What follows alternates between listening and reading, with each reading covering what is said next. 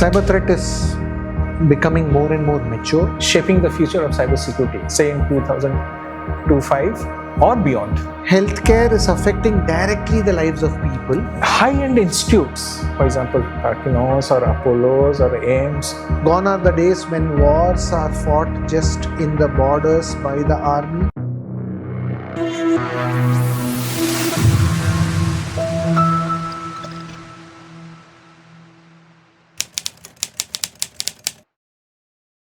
Hello everyone, welcome to this episode of Secure Talks.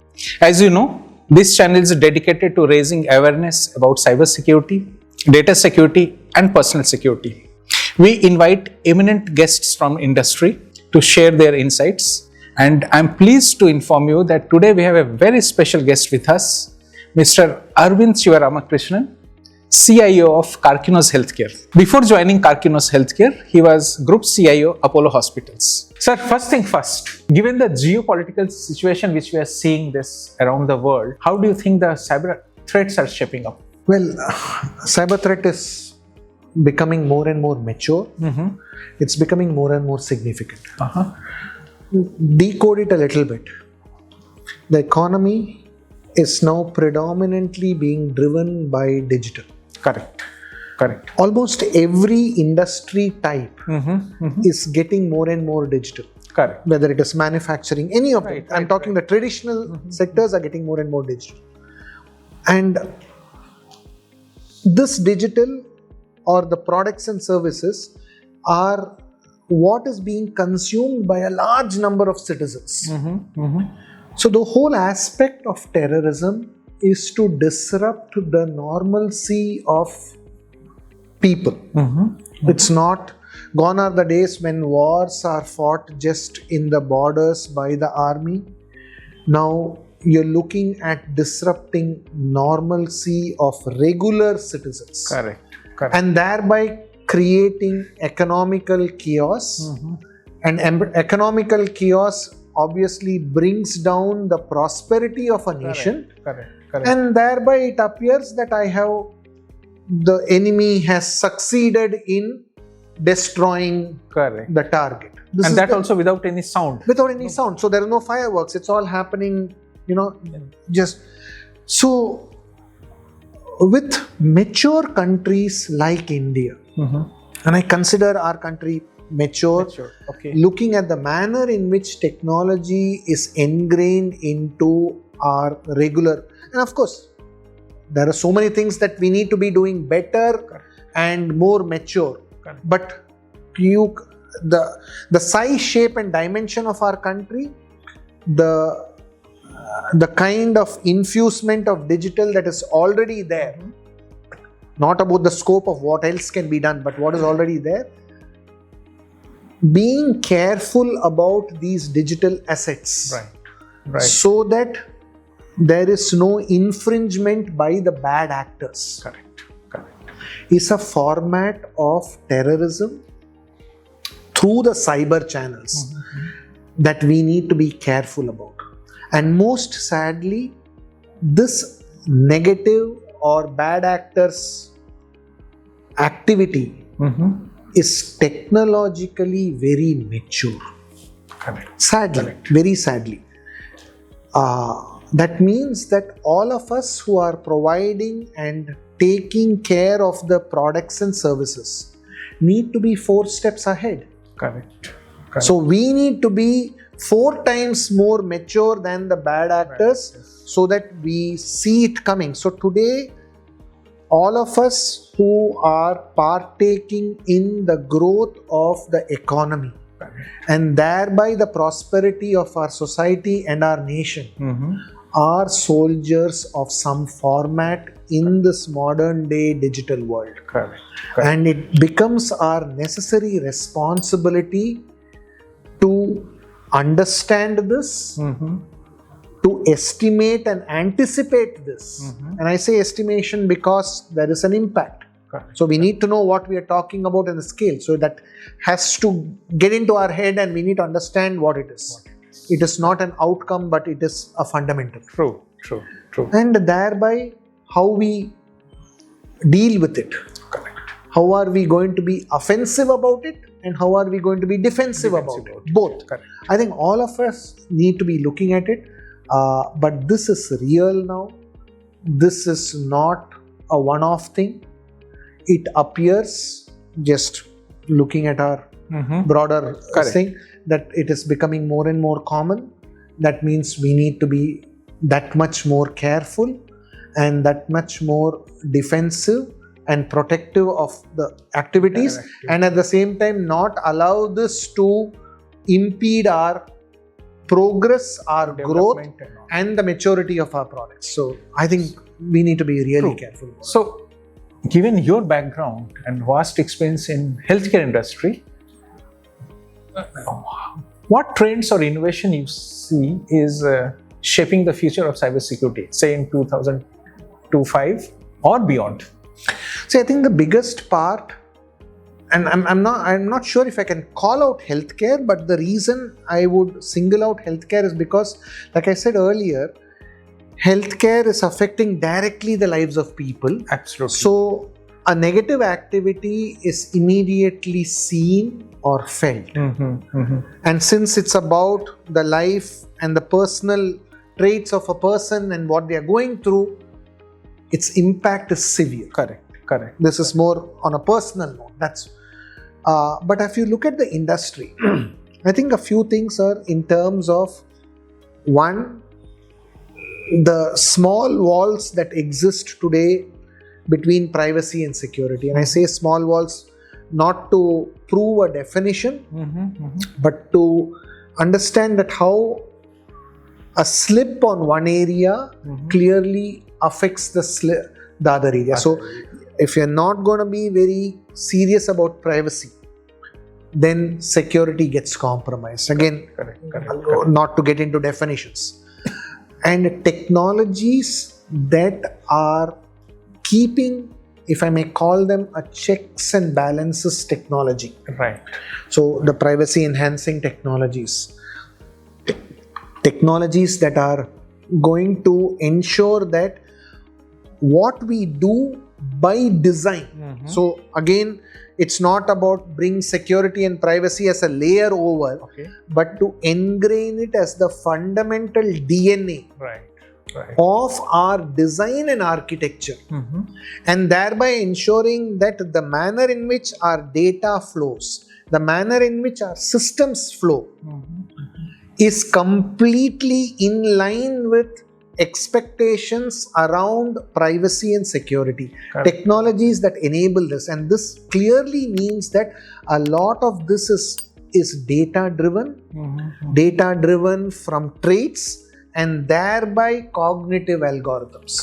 So the ability for well-shaped cognitive technologies to guide such like activities of privacy by design and security by design into our fundamental architecture, our choice of systems, our choice of architectural components. I think that is really where I see a big shift of modern day technology aiding what we are doing, and the outcome of which is being able to provide healthcare through digitally enabled channels. But the fundamentals is the design and the architecture of the systems, and that's where I'm seeing technologies, particularly cognitive engineering based technologies, becoming a big part of this. Very nice. So sir, a leading question to that is, we are hearing of robotic surgeries, AI guided surgeries happening, plus OT security is anyway picking up. Correct. So how do you ensure that these advanced systems don't pose as the next cyber vulnerability or a cyber threat? Well, go back to our, again, fundamentals. You have a machine. Let's say we are 20 years before. You have a car. You have a scooter. You got to go on a trip. You check it. You ensure that it's corresponding preventive maintenance is done. You ensure that the person operating that piece of machinery is reasonably educated about it. Correct. You ensure that you have your level 1, level 2, level 3 talent to support that machinery. This was your story of machinery 10-15 years back. Correct. The concept remains the same.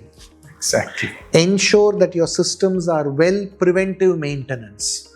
Again, in the computer age, preventive maintenance has a different meaning. Right. There's no oil and machinery going on here, but making sure that our systems is upgraded. They are having the latest patches. The design of it is there. All layers where data handoffs and information handoffs are there are well protected with the corresponding acknowledgement and NAC protocols. And thereby all of these are logically encrypted. This encryption over a communication channel that ensures that there are no hotspots and there is no excessive congestion of traffic. Correct. So so it's the same machinery concept, and then all the people who are using it, like I said, you're driving a scooter, you're driving a car, reasonable. That doesn't make you the greatest of automobile engineers. Correct. Just because I'm driving a car or a scooter does not qualify me to call myself an automotive engineer or a mechanical engineer or something like that. No, that engineering is of a high grade. We just lame users of the device, right? Correct. Similarly, people using these, they may be doctors, they are very good in their medical field. They need to know enough about what they are using that they are able to deploy that equipment with the technology it is using for the purpose that they are trying to use it, which is medicine and a surgical delivery.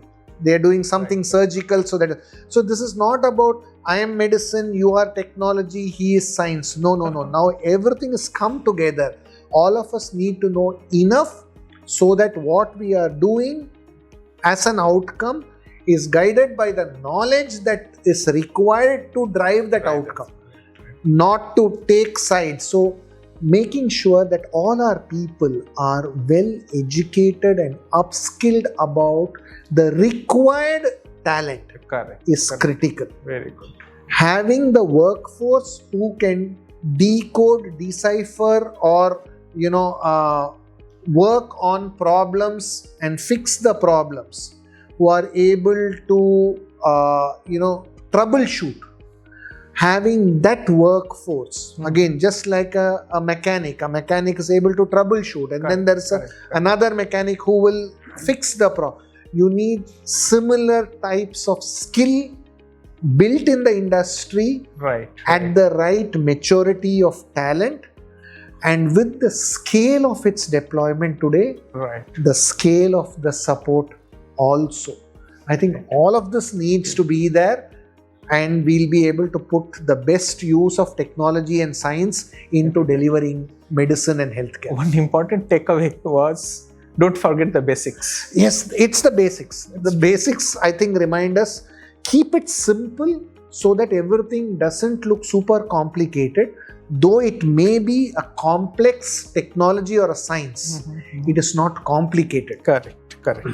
Now with compliances like this HIPAA and GDPR coming in, how difficult it is for organizations to comply to this so-called compliances? Are they taking enough precautions about it, or still it is like too early? Well, who likes... I see some smile on your face. Who likes to be disciplined?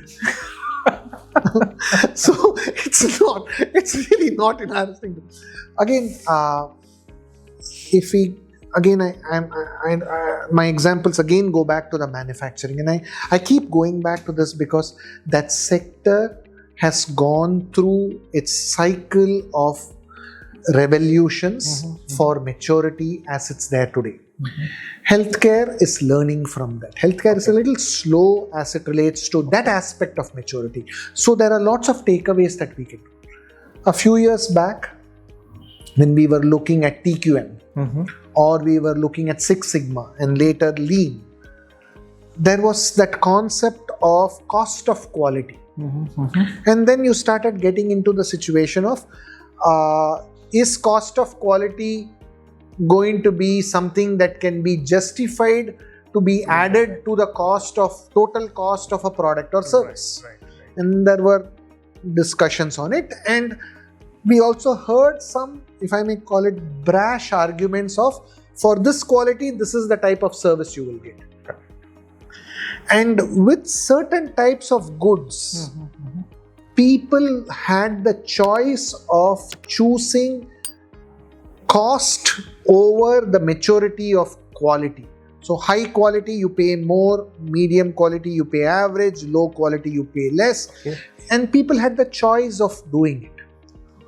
Unfortunately, with healthcare, that choice does not exist because it's life. There's no question of low quality, medium quality, high quality. There is only one quality, and that is the spectacular best. So in healthcare, there is no concept of 99.999. How many ever nines? Because whatever be that 0.001 nth decimal is the chance that life can be adversely affected. Beautifully put. Adversely affected life sometimes should not be misconstrued as only death. It can also be something bigger than that is diminishing the quality of life. Somebody can be alive with a very poor quality of life. Sadly and philosophically speaking, is worse than death because their quality of life is diminished. So there is no question of choosing quality over. Very good. And that means that we have to have high standards. High standards require compliance. Compliance requires governance. Governance requires SOPs. SOPs require that all of this have to be done 24/7, 365 because healthcare does not take breaks. Correct. Healthcare is omnipresent. Happens all the time. Correct. Anybody can have requirements anytime. And you have to deliver only the best all the time, every time, consistently. No matter how many human beings are part of the equation, no question of slipping. This necessarily calls for compliance. This necessarily calls for governance. So, while we are a little late in bringing all of this into the delivery sector of the industry, it is required. But sir, high-end institutes, for example, Karkinos or Apollos or AIMS, name all these high-end, they have a dedicated manpower, required budget to address this compliance issue. What about masses? Masses, for example, in India will not go to this high-end hospitals or healthcare. They may go to the local clinics, local doctors. How are they coping up with the compliances? Definitely, we are in the early stage. Okay. We are yet to have a model that is en masse. We are still figuring out the economic scales. Okay. Having said all of this, this is not a discussion on whether we need to have. Correct. See, whether you are going to the high-end private institutions or even the high-end government institutions like the All India Institutes or CMC Vellore, St. John's, PGI Chandigarh, King George, all these are fantastic institutes of eminence. Government sector, quasi-government sector. Correct. And of course we have the private organizations. All of them are. Or like what you mentioned, somebody is going to just a normal clinic across the street corner. Wherever you are going in a common term notation of getting cured. Right. Without using any complex jargon. Why do you go to the doctor? I have a problem and I want cure. Simple. Correct. That means that the quality of the service that is going to be provided has no factor on the channel through which it is being provided. Here the corner clinic versus a high-end hospital. The quality is not. So we have to put it into our service. We have to put it into our scales of economy. Right. And that means that we have to change some of our working processes and procedures. We will have to bring in a good degree of automation so that this is not going to pull us down in terms of the quantum of service that we deliver. Right. And I told you that this has to be the best all the time, every time, 24/7. So it is humanly not possible. We can't have, we can't be performing at our peak all the time, every time. It's not a human trait, but it's a trait that we can use through machines, guided by technology, through the cognitive intelligence and all of that we can do. So you will have to bring in those automation. All of this, right. Bring it in such that all of this, the cost that is incurred for the quality does not become adversely an overhead to the cost of the service and thereby bump up the cost of service. We need to ensure that our healthcare delivery is at the cost of the economy. The paying potential of our economy. That's really what you're looking at. So that means that we have to mature people, you have to mature the process through the infusement of technology. You have to bring the technology into the people and process and make it an inherent layer. We are not there today. There are pockets of excellence, but the need is felt Still. So I think we are driving towards it. There is a sense of impatience to get to it because it's healthcare and we won't take anything less. But having said that, the industry is not functioning at that level. The industry aspires to function at that level. The industry is showing traits to function at that level. There are enough constraints around cost that are becoming our hurdles. We are finding innovative solutions. But for the size of our population, we are not there yet. The sooner we get to, the better. So I think it's a journey. It will be a journey, but we want to get there fast. Right. Now, with things like Data Protection Act coming in, that adds on an extra layer on top of this existing compliances. So how is industry shaping for it? And if I can ask, how is Carkinos looking into this aspect? Start looking at it in terms of all the various compliances, whether they are ISO 27001, ISO 27701, whether they are certain types of SOC, not necessarily SOC 2 type 2, but if we take the traits of it, irrespective of HIPAA and GDPR being foreign registrations, if we just take the best practices out of it, if we take the best practices out of NIST, read our own DPDP Act with the intention of doing it right, not doing it for the sake of legal compliance. Right. I think companies like ours are mature. We understand the need and thereby we are able to run faster. It's a trait of the leadership also that encourages these activities. It's the trait of the employees who are able to absorb the need and work faster, work with a greater sense of responsibility. Other organizations, like I said, are not as fast as we would aspire them to be, but the need is felt. But I think all of us will have to look at all these best practices and put them into our standard operating processes. We've got to change those. We've got to get them into a drill. And we will have to necessarily accelerate that. We can't take our own sweet time and make it a multi-year journey. That's not going to be in the best interest of it. So while the arithmetic may point towards a multi-year journey, the reality of the delivery is faster than that. So we will have to hasten it, and that means we'll have to find more innovative solutions to aid that process and not justify the duration. Very nicely put. But I, as a patient, for example, I'm in some critical pain or I met with an accident, we go to healthcare center. Is there any chance these compliances will delay the treatments which can be given to the patient? It should not.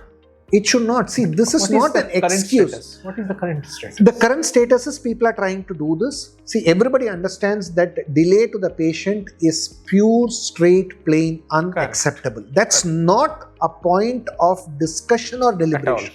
That's not there. But it affects. So the push is being taken by the organizations internally. Right. Not allowing the end consumer, in this case the patient or their family members, to be compromised in any manner. So yes, we are in a little bit of a tense situation. We're not comfortable because we've not had the well-oiled maturity to guide everything. We are still in the process of forming and norming. We are not settled at all. So the institution is taking that pressure to the best of the ability, and I can say that with a lot of confidence that the delivery is not getting affected, but they are trying to figure out better. Can they do better? 100% yes. Are they mature today? Definitely not. True. But that is not an excuse for care to be delayed, because care delayed can lead to other complications that is completely avoidable. Correct. Sir, the personal experience has been, sorry to ask this because you are from healthcare background, but I don't want to miss this opportunity. See, a couple of places where I have visited, a couple of well-known hospitals here in Chennai. We go for some, for example, illness. First, they ask you to fill up 2 or 3 pages form. And so many questions which are irrelevant. Do you own a 2-wheeler? Do you own a 4-wheeler? Things like that. Is it necessary, or does it apply as per the DPDP Act? First and foremost, if I just have to go by the DPDP Act talks about asking and collecting relevant information to the point of service. Correct. So, talking about a 2-wheeler, 4-wheeler, or your anniversaries at a point of healthcare delivery with an ulterior motive of CRM and customer engagement are the wrong combinations. But I think again, this is missteps that we have taken between digitalization and digital transformation. And everybody wants some data which will be useful to them. You had a paper form, the paper form had 4 sizes, you put that into a system, and now unfortunately you put your checks and balances, you're not able to move further. So while you have a headache, I'll probably add to it by asking you when is your anniversary and that's what is going to happen. I think these are the places where as technologists we need to go back to our customer experience and usability experience as a science. Right. Collecting the required data for the work process. Correct.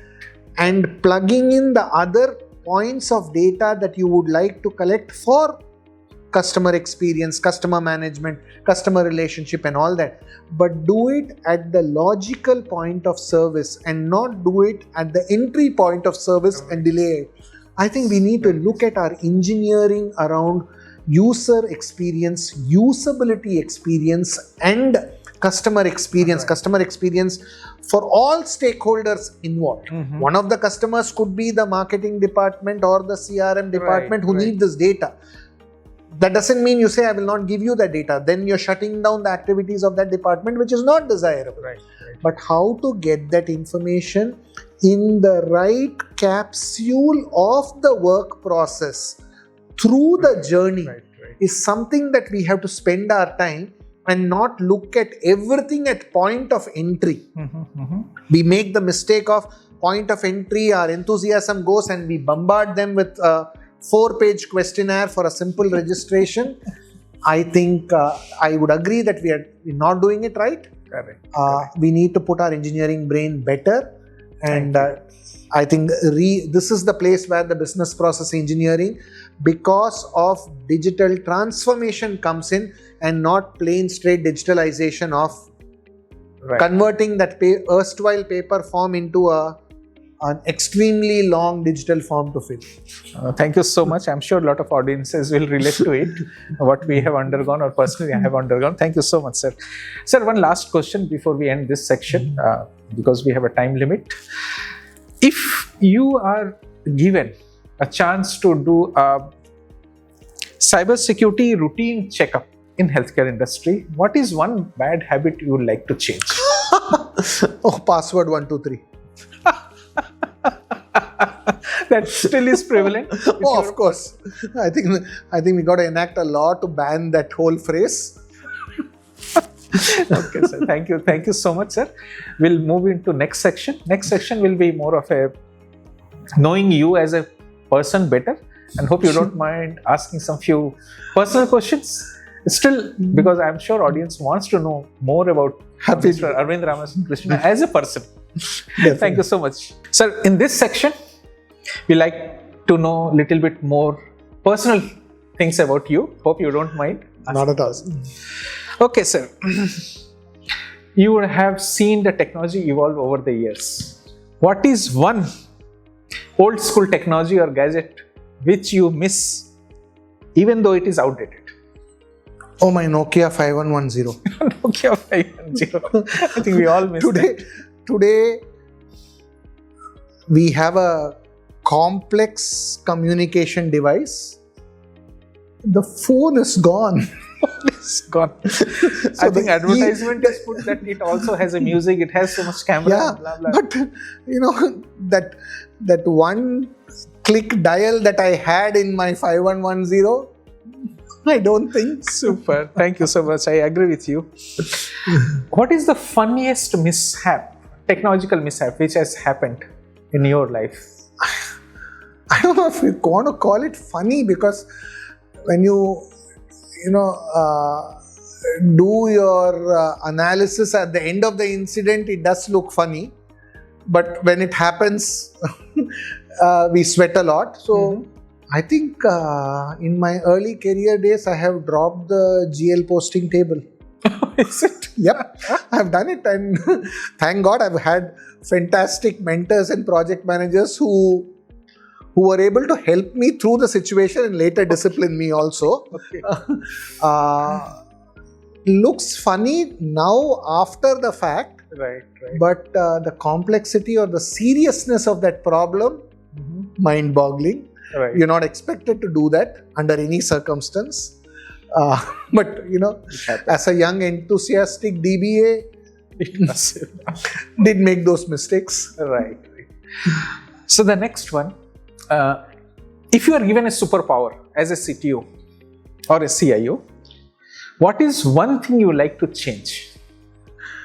I think I would feel comfortable if I could uncomplicate technology so that it just becomes like electricity.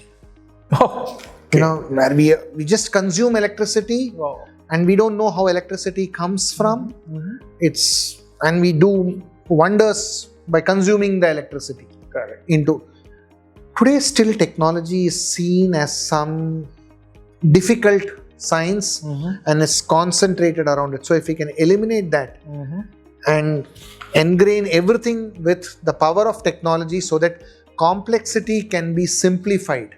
Okay. And people are able to perform their roles better by using their additional intelligence and capability so that their services can be better.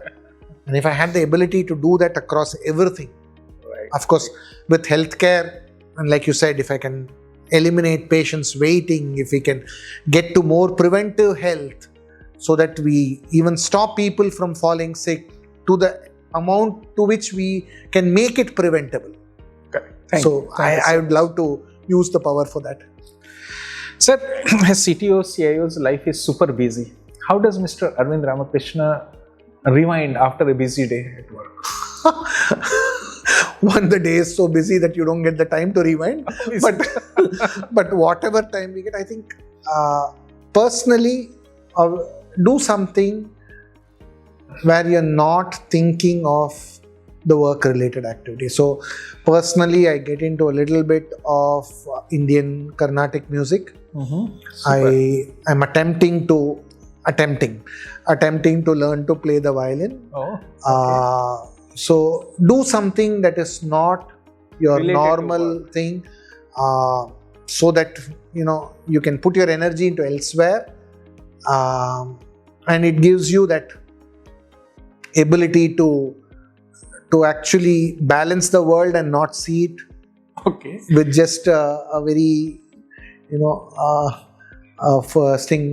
single viewed mindset. Right, So right. keeping the mind as uncluttered and thereby doing stuff that is not your regular day-to-day stuff as Correct, much. correct, I think. correct. Being a healthcare, I just want to know how conscious you are about your health. Do you do some healthcare activities like playing or? Oh no, definitely. I'm not nowhere close to sports. Who is walking? And nowhere yoga? close to a gym, of course. Nowhere there. I think being in healthcare, we are the most guilty in terms of keeping, but at least we understand the seriousness of it. Nobody needs to explain the seriousness of it because we are seeing it every day. We know how bad it can be. So in some amount of discipline, though a lot still can happen. Personally, I can do much better on my exercise regime and my physical fitness and my endurance abilities. I can do much better, but I'm not. Should improve on that definitely. But I think we understand it very well. We also have to apply ourselves, which I must say we are guilty of. Next 1 or 2 questions, just yes and no. Do you have your wife's phone's access? What nonsense! How is it ever possible? What about the other way around? Of course, yes. So cybersecurity, however deep it is in the work life, it doesn't apply in the no. Once you sign the marriage license, in whichever religion format you do it, it doesn't work. It's part of that contract. So the super admin password goes there. So she has access to your bank account as well? I get access to my bank account after confirmation. The OTP goes there. Thank you so much. Last question to you, sir. Given a second chance, would you again like to be in healthcare as a CIO, CTO, or do you have any other secret desires? Well, second, I've always fancied physics and I always fancied teaching. Wow. So I might. I would prefer being a teacher in a school or. That's good. Or early graduation teaching is what I do. I've been fascinated by physics and science, so probably that I would think. So if you thought that I'll say, oh no, I love the healthcare and the CIO. No, I'm not that variety. Definitely not. Definitely not. Thank you so much for being honest. Thank you so much. Mr. Arvind Ramakrishnan, it was a pleasure having you here in our talk show. Thank you so much. Thank you, audience, for listening. Thank you very much. Thank you for having me. Thank you.